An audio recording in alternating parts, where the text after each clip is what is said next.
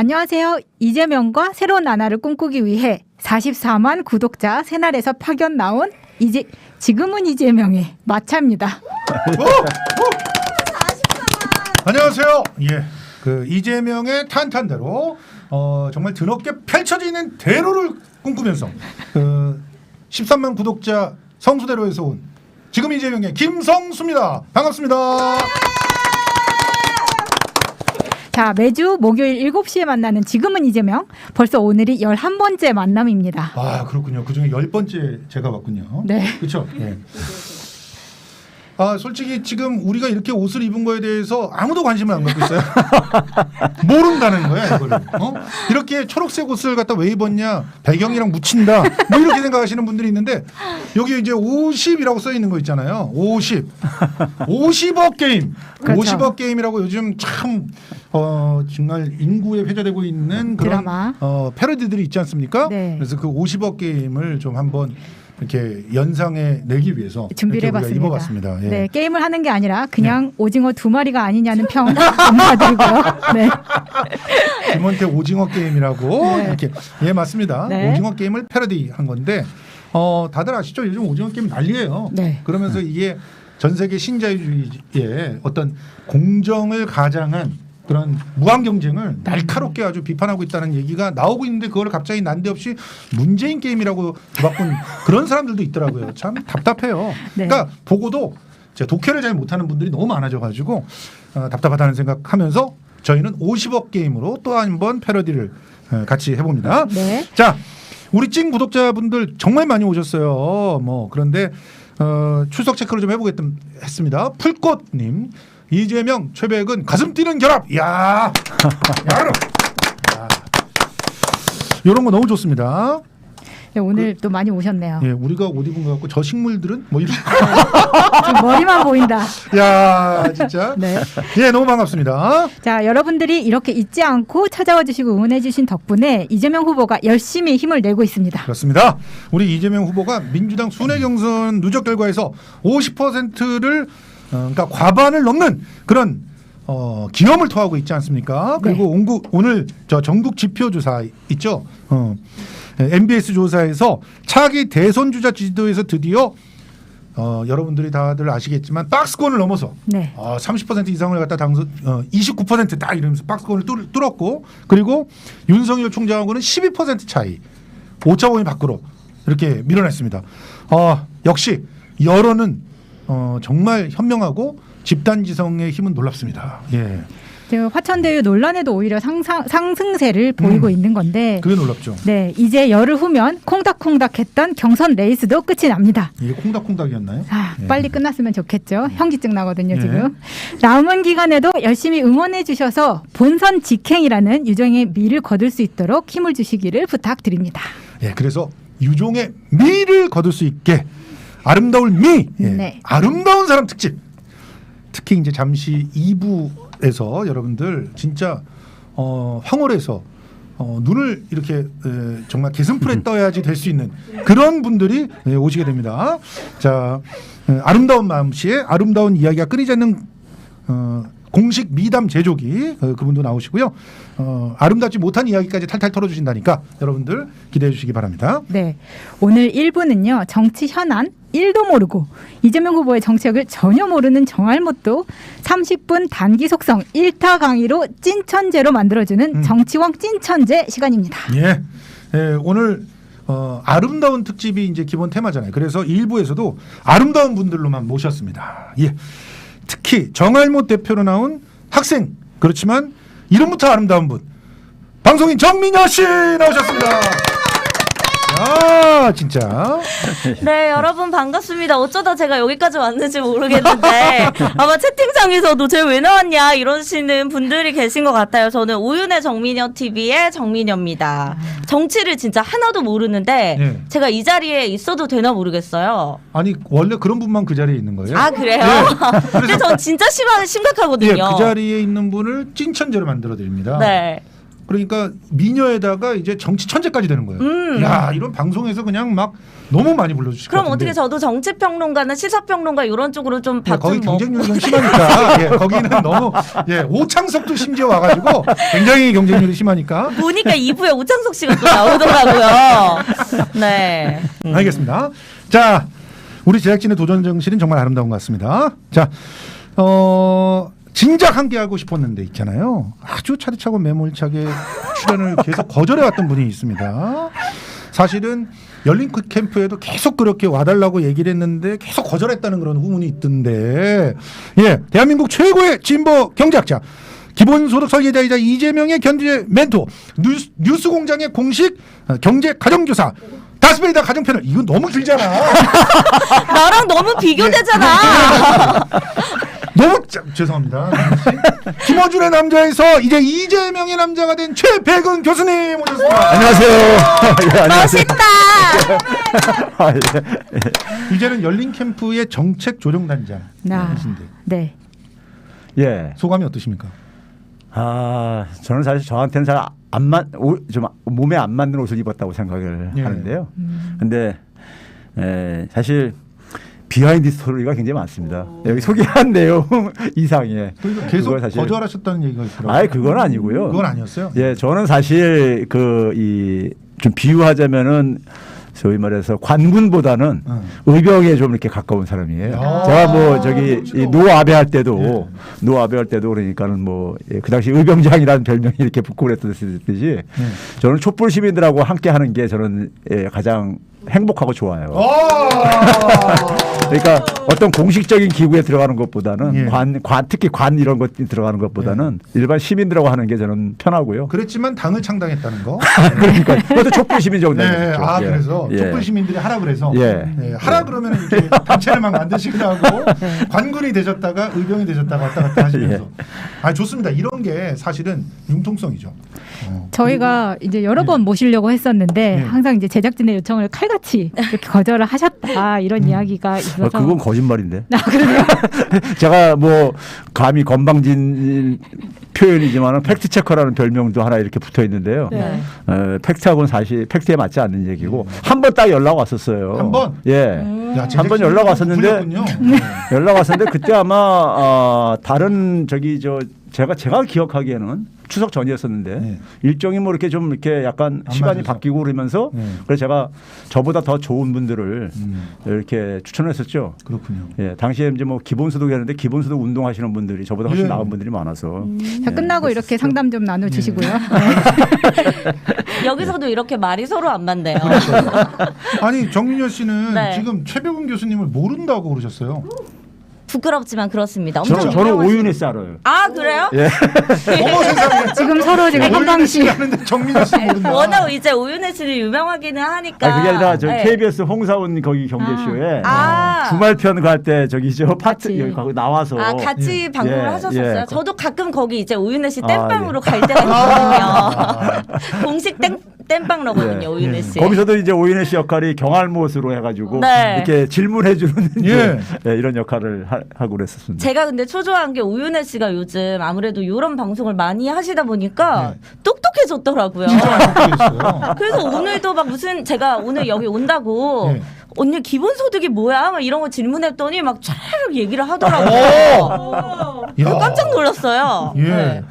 사실은 뭐 지금쯤이면은 모른다고 하기엔 너무 많은 걸 들었기 때문에 네. 모른다고 할 수가 없을 것 같아요. 뭐요? 그래서- 기본소득이요? 아니, 오윤혜 씨가. 아, 네. 그래서 오윤혜 씨 컨셉이 깨지지 않을까 굉장히 고민하시더라고. 나는 이제 모른 척하는 이런 부분이 돼야 되나 이런 얘기를 갖다 저번에 하셨던 것 같은데 아무튼 자, 오늘은 진짜 네. 모르는 정민현 씨가 나왔으니까 잘 좀 설명해 주세요. 그런데 네. 굉장히 바쁘신데도 우리 최백운 교수님이 이재명 후보의 열린 캠프에 합류하신 이유를 좀 듣고 싶어요. 사실은 이재명 캠프가 부당한 공격을 받으면서 정책조정단장이 사실은 그만두고 이러면서 어려움을 겪고 있었는데 거기에 구원투수로 나섰다 이런 표현들이 있던데 맞습니까? 제가 그 9월 18일이요. 그러니까 추석 연휴가 시작하는 날이었었죠. 예, 예. 9월 18일 날에 제가 이제 SNS에다가 이제 그 개인적으로 이제 이재명 중심으로 좀 단일 대우를 형성해 달라고 촛불 시민들한테 예. 그런 호소의 글을 올렸어요. 예. 그때 그 올린 이유가 그 전까지는 저는 있잖아요. 뭐 지금도 그 심정은 변화가 없지만은 어쨌든 간에 그 민주진영이 정권을 재창출을 해야 되고 당연하죠. 저는 이제 31년 동안 대학 선생 생활을 했어요. 네. 하면서 제가 갖고 있는 하나의 기준이 뭐냐면요. 네. 좀 이제 부끄러운 얘기지만은 내 자녀들하고 내가 가르치는 학생들한테 부끄럽지 않은 어른이자 선생으로 살고 싶은 거예요. 그게 네. 저는 유일한 목표예요, 사실이요. 네. 그래서 이제 특히 이제 학생들이 요새 굉장히 힘들어요. 그렇죠. 예, 젊은 사람들이요. 그래서 기성세대 중에 한 사람으로서 좀 우리 젊은 사람들이 좀 희망을 갖고 살 수 있는데 좀 역할을 할 수 있으면 해야 된다는 이런 입장이라서 해왔는데 그 이재명 지사하고 인연은 사실 그 지난해 4.15 총선 끝나고 나서요. 저는 4.15 총선 들어갈 때도 사람들이 드디어 최 교수가 정치하려고 하는구나 이런 얘기를 많이 들었었어요. 근데 제가 그 당시에도 소위 말해서 이 현실 정치는 안 한다 생각도 없고 그래서 제가 총선 개표 방송하면서 그 새벽에 보고서는 압승한 걸 확인하고 나서 제가 바로 사임의 변을 밝혔어요. 맞습니다. 예, 사임의 변을 밝히고 저는 그래서 현실 정치에 관심 없다는 걸 제가 그랬고 그러고 나서 제가 이제 제 본업으로 돌아왔는데 작년 1월 달부터 저도 이제 최백은 TV라는 유튜브 방송을 운영을 하고 있어요. 저도 한 21만 명 정도 구독자입니다. 예.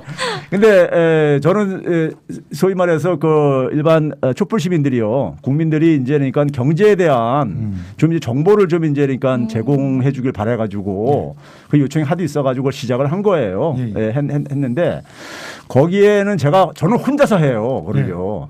굉장히 좀 이제 뭐 어려운 이런 작업 조건에서 제가 혼자 이렇게 하고 있는데 그러니까 출연자가 없는 거죠. 이거 여기처럼 이렇게 훈훈하지도 않고 분위기가요. 혼자서 하니까요. 그러니까 뭐 거의 강의하듯이 이렇게 하고 앉아 있으니까요. 근데 거기에 외부 인사가 출연을 한 게 지금까지 딱 세 명이 있었어요. 예, 3명 있었어요. 누군가요? 그 1호가 누구냐면 이재명 지사예요. 1호가 이재명 지사예요? 예. 그리고 2호가 누구냐면 이제 고인이 된 박원순 시장. 그리고 이제 3호가 누구냐면은 용해인 이제 의원이요. 용해인. 예. 진짜. 이건 이제 올해 이제 출연시켰었는데, 근데 이재명 지사하고 지난 5월달에 이제 저희 최백은 TV에 출연을 해주셨었어요. 해가지고 그때 그 좀 이제 그 알 수 있는 기회가 있었죠. 그래가지고 그 최백은 TV에 거기 이제 보시면 있을 텐데 그때 그 편이요. 저나 이제 일반 국민들이 가지고 있는 이재명 지사에 대한 이미지가 좀 차갑고 굉장히 강할 거라는 이런 이제 좀 그렇죠. 그런 오해가 많이 있죠. 있잖아요. 근데 의외로 마음이 여리더라고요. 맞아요. 그래서 이제 제가 이제 만나보고서 느낌이 마음이 여린 남자 두 사람이 이제 토크를 한 걸 이제 이렇게 주제로 따랐었는데. 예, 교수님 계속 이렇게 길게 하시면 제가 솔직히 뉴스공장에서 항상 교수님이 너무 김호준한테 그냥 공격을 당하셔가지고 그냥 풀어먹고 싶지만 저희도 정해진 시간이 있기 때문에. 근데 이런 비하인드 스토리를 좋아할 텐데. 비하인드 스토리는 짧게. 비하인드 계속 여쭤볼 거예요. 저희가 지금 교수님 나오시니까 4,000명 돌파를 아주 빠른 시간에. 그 기본소득의 설계자 최백은 교수님 합류에 이재명 후보도 천군 만마와 같은 큰 선물이라고 크게 환영을 했었는데요. 두 사람의 첫 만남이 아주 특별했다는 얘기가 있습니다. 100분 토론에서 보자마자 첫눈에 반해서 사랑에 빠졌다는 소문이 돌던데 사실인가요? 100분 토론은 지난해 7월 달이었었어요. 근데 제가 아까 얘기했듯이 최백은 TV에서 5월 달에 만났어요. 그러니까 먼저 있었던 거네. 100분 토론에서 사랑이 빠진 게 아니라 최백은 TV에 와줘서. 그렇죠. 최백은 TV에서 그 하면서 이재명이라는 사람을 제가 이제 알게 되면서 그러면서 좀 거기에서 좀 이제 매력을 느낀 게 있었었죠. 정치인에서 매력을 느꼈는데 저랑 좀 비슷한 게 있더라고요. 그러니까 좀 의외로 이재명 지사가 저한테 첫 마디가 뭐냐면은 예. 교수님 강해 보이죠. 근데 저 겁이 굉장히 많아요. 이제 그러더라고요. 예. 근데 실제로 그런 사람이더라고요. 실제로 그런 사람이 겁이 근데 자기가 이제 하도 공격을 받다 보니까는 네. 거기서 살아남으려다 보니까는 예. 그렇게 이제 비춰지는 것이지. 예. 예, 굉장히 이제 그러니까는 사실 여린 사람이고 예. 여린 분이고 사실 어떻게 보면 현실 정치에는 좀 안 어울리는 스타일이기도 해요. 그렇죠. 현실 정치 하려면 좀 제가 제 친구들한테 듣는 게 뭐냐면 넌 현실 정치 안 만다 하는 이유가 예. 뭐냐면요. 정치를 하려면 좀 얼굴 가지고 두꺼워야 되는데 예. 그러니까 옆에서 한 얘기를 이쪽 자리에 앉아서 말을 바꿀 바꿀 수 있을 정도로 그리고 예. 뻔뻔해야 된다 이거예요. 예, 예? 이렇게 좀 부정적인 이미지가 많잖아요. 우리 예. 정치인들한테. 연기자 같은 느낌. 그렇죠. 네. 예. 근데 이제 그런 게 없는 거예요. 맞아요. 이재명 지사도요. 아니 우리 최병훈 교수님이 진짜 연기가 안 되는 게 네. 뉴스공장에서 말이 잘리면 표정 관리가 안 됐어요. 요즘에 이제 다 그걸 보고 있잖아. 보고 있는데 최병훈 교수님이 얼굴이 빨개져 일단. 그리고 이건 더 얘기해야 되는데 근데 요즘에는 과감하게 아무리 막아도 이것까진 얘기해야 된다 그러면 끝까지 끝을 맺고 나가시더라고요. 그게 너무 멋있는데 우리 정민여 씨 보시기에 네. 이렇게 토론하다가 뭐 초대해가지고 방송하다가 반하는 사이 네. 이거 어떤 사이입니까 이거? 이거? 이게 무슨 사이지? 그러니까 아니 실제로 그 이재명 지사를 보면서 네. 마음이 여린 남자다 이런 얘기를 하시는데 네. 동의하세요 진짜? 그래서 저는 사실 잘 모르고 이제 이재명 지사님을 예전에 왜 예능 프로그램 있잖아요. 그렇죠, 워낙 그렇죠. 유명하게 나왔던 이번 그- 예능은 못 보셨구나 또. 네, 못 봤어요. 예, 알겠습니다. 못 봤고 예. 그 전에 예능 프로그램을 보면서 되게 옆집 그냥 아저씨 같다라는 맞아요. 느낌, 예. 우리 아빠 같다라는 느낌, 예. 내 남편이 저러면 진짜 뚜껑 열리겠다 막 이런 느낌. 어. 왜냐면 소파에 자꾸 누워 계시고 침대에 누워 계시고 뭐 갖다 달라고 그러면 안 들린다고 하시고 이러니까 좀 친근한 이미지였는데 아, 예. 최근에 이제 머리 색깔을 하얗게 바꾸셨더라고요. 원래 그게 원래 머리 색깔이에요. 그리고 저는 이제 대통령 출마 선언도 하시고 뭔가 머리도 이렇게 하얗게 바꾸시고 그래가지고 예. 저는 오히려 조금 더 거리감이 요즘에 느껴집니다. 그래요? 네. 그러니까 예전에 예능에 나올 때는 가까웠게 느껴졌는데 네. 예능이 아니라 시사에 나오고 정치 프로에 나오니까 네. 굉장히 거리감이 있게 느껴진다 이런 네. 얘기시죠? 그리고 좀 여론에서 좀 이런저런 막 말들이 많잖아요. 워낙 그렇죠. 공격도 많이 받으시고. 예. 그러니까 막 선입견이 생기죠. 네, 그러니까 뭔가 되게 저 판에는 끼어들면 안 되겠다. 뭔가 되게 저쪽은 무섭다 이런 느낌 들어요. 예. 예, 맞습니다. 근데 이제 이런 것도 있어요. 네. 그 이제 작년에 뵀을 때하고 예. 올해 뵀을 때하고 어떤 차이를 제가 이제 느끼냐면요. 이건 사실 이제 일반 국민들이 그 좀 이제 이해를 해줘야 되는 부분들 중에 하나인데 지금은 일정이 있잖아요. 예. 거의 그냥 뭐 분 단위로 아니면 거의 예. 초 단위로 이렇게 쪼개서 하다 보니까 거의 기계적으로 움직이셔요. 맞아요. 네. 기계적으로 움직이니까 사실 그러니까 사적인 어떤 이런 그 시간을 가질 수도 없고 얘기할 수가 없어요. 예. 작년 같은 경우만 하더라도 만나게 되면은 사적인 이런 그러니까 분위기가 예. 가능했었어요. 약간 질투하시는 것 같은 느낌인데. 만나주지 않아가지고. 그러니까. 그 만나는 건 어렵지 않은데 예. 만나는 게 거의 기계적인 만남 같다. 이거예요. 예. 진심이 없다 이렇게 느끼시는구나. 아니 그게 아니라 어떻게 보면 예. 이제 일정이 꽉 짜 있으니까는 예. 빨리 이걸 이제 끝내고 다음 일정을 또 이제 옮겨야 되는 이런 것들이 예. 그 압박을 받으실 거예요. 그래서 그분이요 지금요. 아무튼 지금 네. 전반적으로 이 최병훈 교수님께서 이재명 지사와의 만남을 이렇게 얘기해 주는 건 거의 고백이나 뭐 이런 자기 그 애인에 대한 어떤 자랑 혹은 그 그러면서 애인이 좀 요즘에 섭섭해, 지금. 섭섭한 거 이런 걸 얘기하시는 것 같은 느낌이어서 굉장히 분위기가 좋습니다. 자 이렇게 이재명 후보와 최병훈 교수님 인연이 오래됐는데 근데 마차님 네. 최병훈 교수님 너무 캠프에 늦게 합류한 거 아니에요? 난 그래서 그런 헛소문을 믿었다니까 진짜 막 계속 섭외를 했는데 안 오시고 막 그런다고. 네, 그렇지만 지금 와 계시니까 예. 근데 빨리- 그 부분 제가 좀 이제 해명할 게 있는데요. 예. 그렇죠. 그런 얘기를 하시는 분들이 있는데 예. 제가 아까 얘기하다가 시간이 없어서 저기 중단하는 건데 예. 저는 그래서 이 개혁 진영이 민주 개혁 진영이 예. 이게 모두가 힘을 합쳐지 않으면요. 굉장히 저는 어려운 싸움일 거다 이렇게 생각을 했어요. 맞습니다. 그래서 저는 그 민주개혁 진영이 어쨌든 간에 양 후보가 이재명 지사하고 추미애 이제 전 장관이라고 생각을 하고 그렇죠. 그 두 분을 제가 개인적으로 계속 지지한다는 얘기는 해왔었어요. 네. 근데 이제 문제는 뭐냐면은 추석 전에 이제 저는 이제 대장동 별곡이라는데 네. 소설들을 막 쓰고 그러기 때문에 그렇죠. 이게 터지는 거 보면서 이제 저쪽에 이제 그러니까는 소위 말해서 저는 이제 부패 카르텔이라고 하는데 예. 저쪽이 총공세를 하고 있다는 느낌을 들어봤어요. 맞습니다. 그래서 이제 추석 이제 연휴 시작하는 18일 날에 제가 이제 이재명 지사를 중심으로 단일 대우를 형성해 달라. 예. 그래서 본선을 치르면 안 된다. 그렇죠. 예, 본선을 막아야 된다. 본경선 본선을 막아야 된다. 이걸 제가 하지 말고. 호소를 이제 예. 올렸었거든요. 올렸었는데 그 전까지는 저는 뭐냐면 이재명 지사하고 추미애 장관이 두 분이 본선에 올라가서 예. 서로 정책 경쟁하고 그러면은 아우 너무 아름다운 시너지 효과도 예. 나고 그렇죠. 이 경선에 흥행도 되고 예. 그래서 저는 이제 그런 입장을 있다가 예. 있었기 때문에 이제 어느 캠프에 안 들어갔던 것뿐이고요. 예. 근데 이제 상당히 저쪽이 이제 집요하게 되고 그다음에 이제 추미애 전 장관이 현실적으로 좀 어려워지는 상황 속에서 예. 이제는 때가 됐다 해가지고 예. 제가 이제 이재명 지사를 중심으로 단일 대우로 우리가 예. 갖춰야 된다 이렇게 이제 호소를 했던 거죠. 네. 그러면서 제가 이제 일주일 후에 참여를 한 겁니다. 알겠습니다. 이 경선 결과가 근데 언제 나와요? 경선 결과는 이제 그 10일, 열흘 정도 10월 남았죠. 10일. 아 얼마 안 남았네요. 예, 얼마 안 네. 남았습니다. 그래서 이번 경선에서 이제 과반 득표를 하신 분이 있으면 네. 그분이 곧장 그냥 민주당의 대선 후보 이렇게 되는데 네. 과반에서 0.00001만 모자라도 네. 결선 투표로 가야 되거든요. 다시 또 한 번 또 네, 한번 경선 넣어야 기간이 돼요. 길어지는 네. 거예요? 그렇게 일- 되면은 일위하고 길어지고 이위가 또 그냥 해야 돼요. 서로 그냥 또 아주 불편한 그런 사이가 될 수 있어서 네. 그 전에 빨리 끝내자. 네. 이런 얘기잖아요. 그래서 저희도 진도를 빨리 뽑기 위해서 네. 다음 질문을 넘어가도록 하겠습니다. 먼저 화천 대유 논란을 얘기를 안 할 수가 없는데요. 그거 하려고 왔죠. 네. 사실은 예. 이재명 후보에게 대장동 개발 특혜 의혹, 화천대유 실소유자다 이런 공격들이 난무합니다. 그런데 곽상도 의원, 원유철 의원 등이 야권 관련 인사들로 줄줄이 등장을 하고 있습니다. 이 부분에 대해서 윤석열도 근데 사실- 등장했습니다. 사실 근데 이런 주제는 별로 재미없을 것 같은데 그래서 제가 네. 앞에 얘기가 더 재밌을 것 그 같아서 대신 앞에 얘기 많이 짧게, 할 건데 짧게. 이거는 있잖아요. 네. 제가 사적으로 제 경험이 있어요. 예, 성남시 옆에 하남시라고 있습니다. 그렇죠. 경기도 하남시라고요. 네. 네. 그 상일동 바로 넘어가자마자 있는데 예. 제가 거기서 한 10년 이상을 살았어요. 예. 그런데 거기 있을 때 제가 그 하남시 이 산하에 있는 도시개발공사가 예.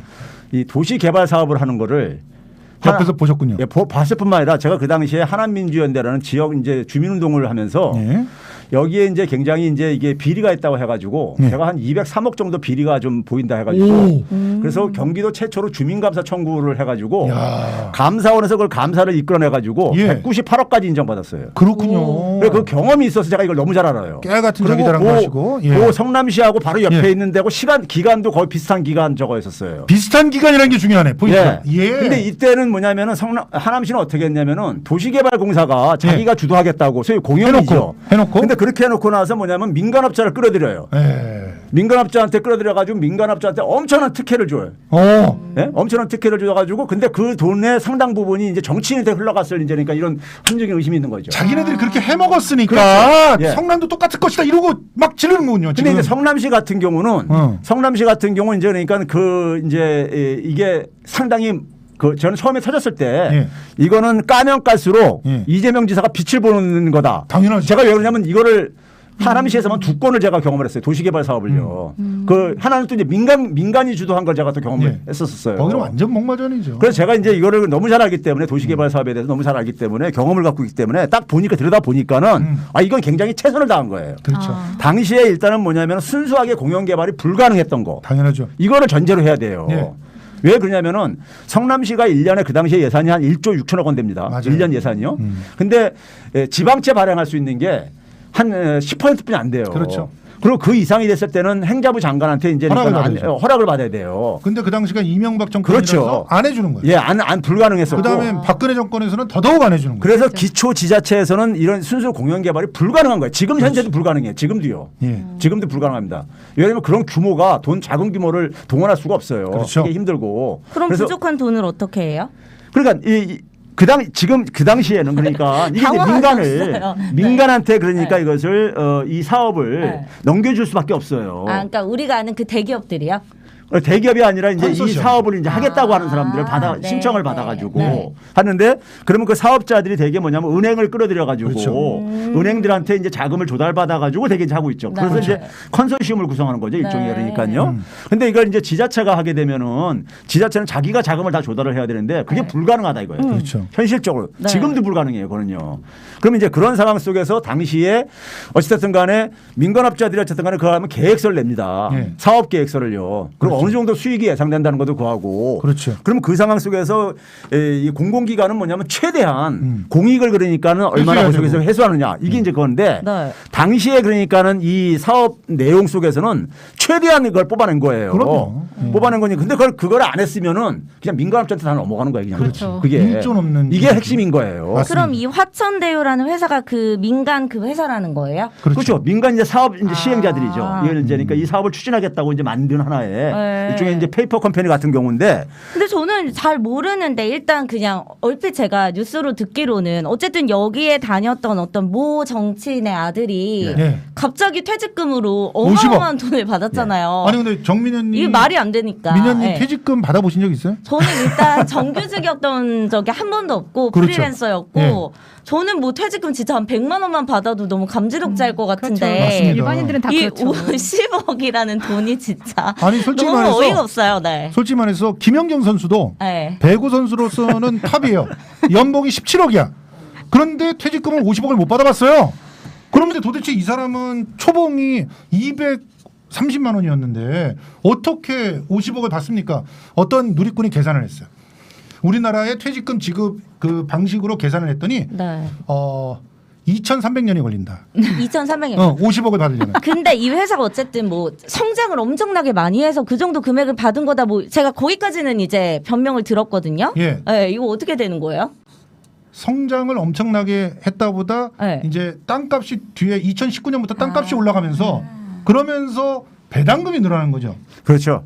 그러니까 이게 이제 그러니까는 우리가 소위 말해서 개발 사업이라는 것이요. 개발 사업이라는 게 이제 그 지역을 이제 땅을 확보하고 난 다음에 거기다 네. 이제 건물 이제 아파트를 지어가지고 그렇죠. 분양을 해가지고 예. 네. 그거 가지고 이제 돈을 정산을 하는 거잖아요. 네. 근데 이게 이제 뭐냐면 분양이 성공할지 안 할지는 아무도 모르죠. 이게 시점에 따라 틀잖아요. 아파트 경기가 이렇게 꺾여 있을 때도 그렇죠. 있고. 집을 안 막 사는 지- 시기에는 또 그렇죠. 그럴 수 있죠. 지금처럼 막 이렇게 막 화랑일 때도 있고 네. 그렇잖아요. 당시에는 그러니까 굉장히 이게 좀 가라앉아 있을 이게 몇 때였단 말이에요. 년도였어요? 그러면? 이거 이제 시작은 이제 우리가 2015 2005년부터겠지만은 본격적으로 사업 시작한 건 이제 금융위기 이후에 네. 금융위기 이후에 이제 소위 말해서 이 부동산 경기가 좀 이렇게 식었을 때 그때 이제 됐던 거죠. 그래가지고 예. 부동산 경기가 얼마나 식었었냐면은 그 박근혜 정부 때 2014년도에요. 저기 두 번째 부총리로 들어간 사람이 소위 최경환 씨라고 예. 초이노믹스를 초이노믹스. 얘기했었던 알아요. 네. 그 양반이 들어오면서 7월달에 2014년 7월달에 취임하면서 무슨 얘기를 하냐면은 우리나라 부동산 시장이 지금 완전히 냉골 상태 그리고 완전히 이 감기에 걸린 이런 겨울 상태다. 그러니까 부동산 경기가 완전 죽어 있다 이거죠. 그때 그래서 다 막 그래서 막 빚내서 집 풀었잖아요. 사라 그랬죠. 그렇죠. 그래서 네. 바로 그겁니다. 규제 네. 풀어주고 막 했다는 네. 것처럼 그 당시 그러니까 이 부동산 경기가 그만큼 안 좋았던 집 거예요. 사면 바보였던 시기. 그렇죠. 네. 그러니까 당연히 뭐냐면 기대 수익을 높게 그러니까 계산할 수가 없죠. 그렇죠. 예. 그러니까 근데 이제 이거는 이제 시간이 지나면서 또 이제 상황이 바뀔 수가 있는 거고. 그렇죠. 예. 사실은 그러니까 지금 50억 게임이나 패러디가 나온 이유가 말이 안 된다는 거예요. 퇴직금, 산재위로금 뭘 갖다 대도 50억을 줄 수가 없는데 그러니까 이게 자기는 마지막 당당하게 일해서 내가 병까지 얻었으니까 50억 받는 건 당연하다. 예. 이렇게 얘기를 하고 있는 게 너무 기가 막힌 거예요. 그러니까 이게 마지막 나온 게 이제 중대 그 산업 재해와 예. 관련해서 무슨 중대 재해 병을 얻었어요? 중대 재해를 그냥 얘기했잖아요. 어지럼증. 그러니까 이명하고 어지럼증. 네. 저도 네. 어지럽거든요, 지금. 진짜. 잘한다. 야. 저는 죽을 예. 것 같습니다, 지금. 예. 네. 근데 벌써 어지럽죠, 막. 아, 어지러워요. 경제 용어 나오니까 너무 네, 어지럽죠. 어지러워요. 근데 우리가 이게 산업안전보건법이라는 게 있어요. 네. 산업안전보건법에 그러니까 중대재해에 대한 어떤 그 이 규정이 있어요. 그렇죠. 거기 가려면 이제 사람이 죽거나 네. 거의 3개월 이상 그러니까 요양을 할 정도로 그러니까는 거의 그러니까 살아서 이 거의 정상적인 생활하기 어려운 이런 상황이 돼야지만 될 수 있는 거고 네. 이게 되게 되면 반드시 또 보고하게 돼 있어요. 그렇죠. 아. 보고하게 돼 있는데 보고도 안 돼 있고 예. 이거 보고하게 돼서 만약에 중대재해로 인정되게 되면요. 그 공단에서 네. 보상금이 나와요. 그럼요. 그게 그러니까 그것도 먼저죠. 포기한 거 아니에요. 그러니까요. 그러니까 말이 안 된다는 얘기고 아까 이제 이명하고 어지러움 저런 얘기했는데 저희 작은 애도 운동을 가면서 이명 한번 간 적이 있었어요. 네. 근데 저는 이분이 저기 저 조기 축구 이런 거 막 활발하게 한다잖아요. 뭐 매주 한 골씩은 넣으신다. 너무 운동을 심하게 하면요 이게 이명 증세가 있대. 아니 그 야. 저기 의사가 그러더라고요. 그러니까 일과 상관없이 예. 너무 심하게 운동을 해서 그런 거 아니야. 예. 예. 저도 좀 그렇게 생각을 하는 가장 부분이 이명이 흔하게 걸리는 게 그런 경우래요. 감기라든가 네. 감기 한절기에 감기 걸렸다든가 아니면 너무 심하게 운동을 했을 때 후유증으로. 일단 진단서가 없어요. 예. 병이 걸리면 진단서가 들어가야 되는데 진단서가 없는데 무슨 산재야. 근데 축구를 했다는 네. 본 사람은 많고. 그렇죠. 네. 그러니까 자, 축구로 인한 이명 그걸로 결정합시다. 네. 그래서 한 가지 묻고 싶은 게 있습니다. 오징어 게임의 캐릭터 중에 또 한미녀라고 있습니다. 네. 우리 정미녀 씨. 한미녀처럼 456억의 목숨을 걸고 오징어 게임에 참가를 하시겠습니까? 아니면 6년간 과로해서 어지러운 증세와 퇴직금, 산재금으로 50억을 받으시겠습니까? 제가 뭐 이거는 질문 너무 말이 안 되는 질문이라고 생각하는데 이거 그냥 조금 어지럽고 귀에서 소리 들리고 50억 받아야죠. 당연하지. 이거는 여기 거의 다 죽어 나갑니다. 이 게임에서는. 그렇죠. 네. 눈앞에서 막 총으로 쏴 죽이는 그런 게임이 해서 456억을 갖다가 그쵸? 받은 건데. 안전하게 50억을 받는 게 낫죠. 당연하죠. 조기 축구 하면서. 자, 여기서 저는 또 솔직히 황당한 500만 받아도 됩니다. 당연하죠. 여기서 또 황당한 거. 음. 갑자기 윤석열 아버님이 등장. 예. 윤석열 아버님이 아주 우연히 집을 이제 좀 우리 딸이 좀 편안하게 살았으면 좋겠어가지고 아파트 같은 데로 가고 싶은데 나는 그렇게 말씀하시는 아버님은 진짜 보살이라고 생각하시거든요. 대부분은 저희 아버님도 그렇지만 내가 살던 곳에 살겠다 고집을 부리시는데 이분은 아유 나도 좀 불편하고 우리 딸도 불편하니까 집을 아파트로 옮겨야 되겠다 이러면서 갑자기 그 집을 내놓자마자 화천대유 김만배 대표의 누나가 옵니다. 개를 키울 수 있는 집을 찾고 있어요. 이러면서 와요. 그래서 거기서 갑자기 구입을 하는데 그 시기가 하필이면 검찰총장이 되기 직전이야. 이거를 어떻게 이런 확률이 있습니까? 900만 분의 1이라고 하는 분들이 있던데. 그렇죠. 예를 들면 이제 서울 시민 중에 한 사람인 경우니까는 예. 서울 시민이 한 980만 뭐 60만 뭐 이렇게 그렇죠, 68만 그렇죠. 되니까요. 예. 그래서 이제 968만 분의 1이다 뭐 이런 얘기 하는 건데. 예. 근데 저는 이것과 관련해 가지고 SNS 상에 그 가장 제가 볼 때는 이 합리적인 해석이 떠도는 얘기가 있어요. 저도 뭐냐면 그거 봤어요. 집 사주는 아는 누나. 집 사주는 아는 분. 집 사주는 아는 누나. 그런 누나가 어딨죠? 아, 저도 소개 좀 그러니까 시켜주세요. 밥사주- 너무 최 교수님이 설명하시다 보면 한 10분 할 것 같아서 짧게 얘기하면 네. 집이 네. 30억짜리 집이 있어. 근데 이거를 내가 증여나 상속을 받으려면 증여세 상속세 엄청 내야 돼. 한 15억 내야죠. 그렇죠. 30억이면. 그러니까 요거를 일단 깎아서 19억에 내가 아는 누나한테 팝니다. 이거는 그냥 자식한테만, 그러니까 물론 그래도 안 되지만 자식한테 좀 이렇게 좀 깎아서 주는 경우는 있어도 이거. 그러니까 네. 그렇게 팔게 되면은 시세보다 싸잖아요. 당연하죠. 그러면은 그 양도소득세가 없어. 없는 상태에서 이 19억을 나중에 조용해졌을 때 그 돈 주고 그대로 가져가면 그 딸이 가져가면 증여세 없고 취등록세만 내면 돼요. 아니 19억에 대한 걸 어떻게 양도세를 안 내요? 양도소득세는 네. 이득이 발생해야 내는 거예요. 아. 근데 원래 자기네 땅 집값이 30억인데 19억으로 깎아 팔았으니까 양도소득이 없잖아. 그래 안 내는 거예요. 그러니까 이게 그 다 당시에 잡아야지 그러면. 그 당시에 그러니까. 그 시세가 한 35억 됐다는 거예요. 네. 근데 이걸 이제 증여를 하게 되면은 세금을 한 12억 3천만 원 정도 나온대요. 그렇죠. 근데 이제 이걸 19억에 이제 넘겼단 말이에요. 네. 계약을 한 걸로 됐단 말이에요. 그럼 19억을 넘긴 다음에 네. 이거를 이제 그러니까 나중에 윤석열 적당한 씨가 시기에. 다시 이제 판단 말이에요. 네. 이분이 사신 분이 김만배 씨 누나가 네. 그럼 19억만 주고 사는 건데 그러면 35억짜리를 네. 윤석열 씨한테는 19억이 넘기는 거잖아요. 네. 예? 세금도 안 내고. 세금도 안 내고 그리고 증여세를 안 내고 네. 취등록세만 내면 되니까 그 증여세 12억을 다 35억짜리를 네. 19억 내고선 그러니까는 예, 자기 넘겨받는 거니까는 네. 근데 그 19억 19억도 이미 받은 거고 그렇죠. 또. 제로야 제로. 내는 돈은 딱 그 취등록세 얼마. 요거 예. 복비. 다들 근데 진짜 머리가 이런 데서는 엄청 핑핑 돌아가나 봐요. 예. 아니 법을 잘 아니까 이런 걸 그렇죠. 써먹을 수 있는 건데 이거 정말 좋은 정보 아닙니까? 그렇죠. 일반인들에게도 꿀팁! 네. 꿀팁 고맙습니다. 좋은 정보 네. 감사하고요. 자, 그런데 국민의힘에서 개발 이익을 왜 다 민간에게 넘겨줬느냐라는 좀 말도 안 되는 공세를 하고 있어요. 이재명 후보는 오히려 이게 기회다라고 즐거워하고 있는데 국민의힘이 바라는 대로 앞으로 공공이 개발 이익을 환수하는 제도, 개발 이익 국민 환수제를 만들자고 하고 있거든요. 네. 그 지금 이게 지금 천재 이루인 거예요. 제가 그래서 이 사건이 잘 터졌다고 보는 게 네. 원래는 이게 있잖아요. 하긴 본선에 가면 터질 거였다고 저는 생각해요. 맞아요. 본선에 가서. 어. 근데 이제 뭐냐면은 윤석열 씨가 너무 지금 헤매고 있잖아요. 예? 그러니까 이 지금 보수층에서는 이 부패 세력들은 정권 교체가 거의 그러니까 쉽다고 생각을 했던 거예요. 네. 그래서 이제 더군다나 윤석열에 대한 또 인기 이 영웅 만들기 해가지고 그렇죠. 했는데 윤석열 씨가 계속 헤매고 있잖아요. 그렇죠. 헤매고 있다 보니까 이재명 씨가 본선까지 오게 되면은 네. 불안한 거예요. 그러니까 이 본선에 민주당 후보로 되지 않게 막자. 그렇지. 그래서 이걸 끄집어내는 거라고 저는 그렇게 지금 파악하고 있어요.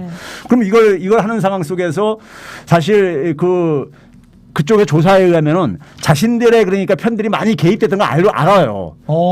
알면서도 이걸 했다는 얘기는 그 희생을 치부하면서도 불구하고 이재명을 낙마시키기 위해서 이재명을 그러니까 어쨌든 간에 아니 그런데 그런 얘기도 있던데요. 예. 이 이낙연 후보가 예. 정말 이 국힘의 게이트를 갖다 끌어내기 위해서 일부러 먼저 문제 제기를 해가지고 자 이거다라고 하면서 들어와가지고 막 국민의힘이 공격할 때 진짜는 이 카드야 이렇게 큰 그림 속에서 했다는 그런 얘기도 있던데. 그래서 제가 아까 9월 18일 날 제가 단일 대우 형성을 얘기한 게요. 대장동 별공하면서 저한테도 이제 많은 이제 제보가 들어와요. 예.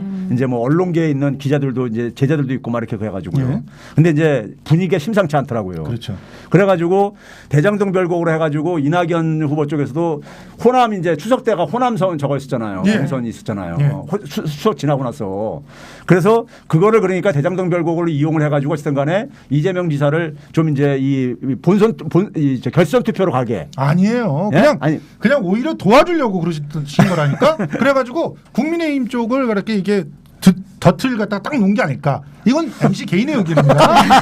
철저히 제 개인의 의견이지만 그게 덫을 놔주신 게 아닌가. 놀라운 통찰력이다. 역시 전 당대표다운 선택이 아닌가. 이런 생각을 저는 했었다는 얘기입니다. 네. 자, 지금 근데 저는 제작진들이 굉장히 땀을 흘리고 있어서 네. 개발 이익이 국민 환수제라는 게 예. 그러니까 어쨌든 이득이 생기면 그걸 국민에게 나눠준다는 거예요? 그렇죠.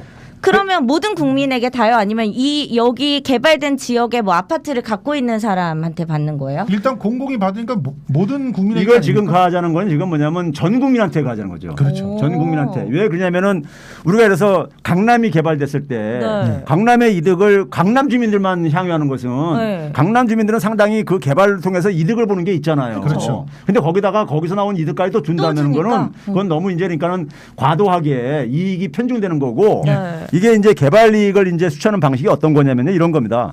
개발을 한 다음에 거기에 이제 그러니까 토지는 그러니까 분양하지 말자 이거예요. 그렇죠. 토지는 임대해주고 건물들만 그러니까는 이제 분양을 해주거나 아니면 네. 건물들을 중심으로 임대를 준다거나 하게 되면은 시간이 지나면서 되게 땅값은 올라가잖아요. 네. 그렇죠. 그 이익을 그러니까 공공이 갖자 이겁니다. 네? 공공이 갖자는 거예요. 그러면 되게 땅값 상승으로 인해 가지고 불로소득은 대부분이 발생하거든요. 그렇죠. 그래서 이 땅값 상승에 따른 그러니까 이 불로소득을 민간이 더 이상 그러니까는 소수 민간이 네. 이 비리 토건 비리 세력들이 독점하지 못하도록 하자는 것이 이번에 이제 그러니까는 천재 일우의 기회라고 이렇게 얘기를 하는데 맞습니다. 문제는 뭐냐면은 지금 이재명 지사가 이렇게 치고 나오니까는 국힘당이 공공개발하자는 얘기에 대해서 답변을 안 하고 앉았잖아요. 그게 왜 그러냐면은 이 부동산이라는 게 우리나라 부패 카르텔에 굉장히 먹이 사슬의 핵심에 있는 부분이에요. 그렇죠. 그러니까 이거를 그렇게 잘못하다가는 그동안에 수십 년 동안에 자기네들이 잘 자기들이 벌던 거. 부를 축제했던 방식에 이게 붕괴될까 봐 지금. 맞습니다. 맞아요. 그러니까 공공개발 불로소득 이제 그러니까는 이 공공이 환수하자는 것에 대해서는 같이 그럼 자기들도 해야 되는 거 아니에요. 그러니까 바로 이 방식대로 이재명 지사가 기본주택을 만들면 예. 좀 더 저렴하게 더 그렇죠. 많은 주택들을 네. 안정적으로 공급하고 역세권에도 공급할 수 있다. 네. 이거야 이 아이디어 아닙니까? 그렇죠. 기본주택, 공공주택이랑 비슷하다고 보면 되는 거죠. 저는. 그렇죠. 네. 이게 그 공공임대주택 같은 경우가 문재인 대통령도 사실 공약으로 내세웠던 거거든요. 예. 네. 근데 이게 안 됐던 이유가 있어요. 우리나라는 예산이나 이런 이게 이제 공공임대주택 같은 경우 도시주택 기금을 가지고 되게 이걸 이제 많이 하죠. 이제 지원을 해요. 근데 도시주택 기금 같은 경우는 어디 가냐면 기재부가 다 갖고 있는 권한이에요. 또 기재부 나온다. 근데 기재부가 뭐냐면 기재부의 소위 모피아들이 이게 이제 금융자본과 자본의 이익을 이제 대변하는 사람들인데 그렇죠. 이 사람들이 그러니까는 예산을 안 줬어요. 맞아요. 박근혜 정부 때 그러니까 최대 도시주택 기금이 80조인데 문재인 정부에서는 2019년까지 오히려 75조까지 줄어들어. 더 증가를 해야 되는데. 그러니까 그러니까 왜 그러냐면요. 공공임대주택을 많이 지으면은 누가 타격을 봅니까? 건설업자들이 타격 보죠. 임대업자. 둘째 누가 건설업자. 타격 봅니까? 금융업체들이 타격 예. 봅니다. 부동산이라는 것은 금융하고 뗄래야 뗄 수가 없잖아요. 맞아요. 이게 한두 푼짜리가 아니니까요. 그러니까 우리나라 이제 건설 자본들이 재벌들이 다 하고 있잖아요. 재벌 건설 자본과 금융 자본들의 이게 충돌하고 그러니까는 기재부가 이걸 협조를 안 해준 거예요. 맞아요.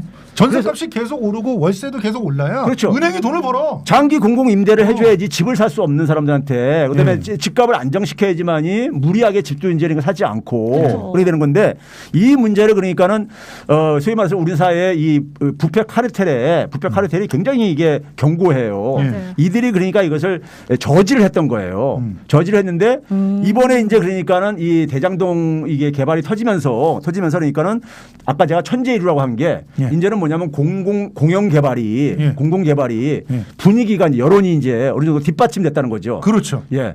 그런 점에서 저는 그래서 이게 오히려 그래서 이재명 지사가 이런 걸 있을 때 오히려 전공법으로 나가는 게 큰 장점인 게 맞습니다. 본인이 그러니까 정치하는 마음이 국민들한테 있기 때문인 거예요.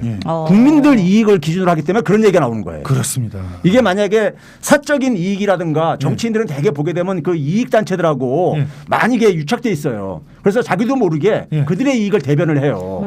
민주당 내에도 그런 사람도 많습니다. 맞습니다. 예, 제가 그래서 경제관은 그러니까 국힘당 의원들이나 별 차이 없는 국회의원들 많아요. 민주당이요. 맞아요. 예. 그러니까 근데 이재명 지사 같은 경우는 기본적으로 뭐냐면은 촛불 시민들하고 거의 마음이 같아요. 그렇죠. 추미애 전 장관도요.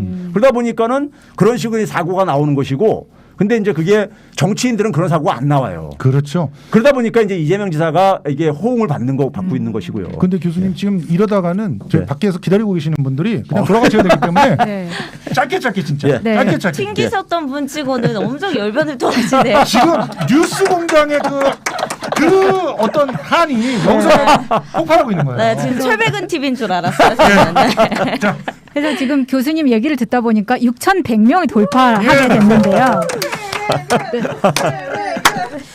지금 그 기득권의 격렬한 저항에 이재명 지사가 싸우고 있다 이렇게 볼 수도 있겠는데 재원 마련으로 공격받는 것은 기본소득도 마찬가지입니다. 그렇죠. 그래서 기본주택과 비슷하게 기본소득도 하려면 돈이 많이 필요하다 이런 이야기를 계속 하고 있잖아요. 재원 마련 어떻게 할 거냐. 이거 지금 기본소득을 있잖아요.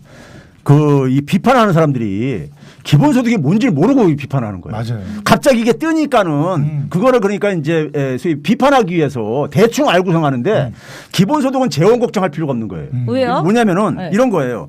자, 모든 그 기본소득은 세금을 걷어서 재원을 조달을 해요. 네. 그렇죠. 근데 문제는 뭐냐면 세금을 걷어가지고 거둔 거를 다 그냥 국민들한테 n분의 1로 돌려주는 거예요. 그렇죠. 근데 문제는 뭐냐면은 90 내지 95%는 네. 국민들의 세금 낸 사람 중에 90 내지 95%는 자기가 낸 세금보다 더 돌려받아요. 그렇죠.